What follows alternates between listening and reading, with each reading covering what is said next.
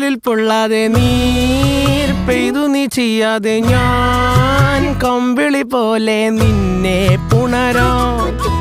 ഞാൻ നിന്നുടെ മാറത്തു മെല്ലെ വേരുകളാഴ്ത്തിടാം നിൻ ഹരിത പരവതാനിയാവാ കാലം കൂട്ടുനിന്നില്ലെങ്കിലും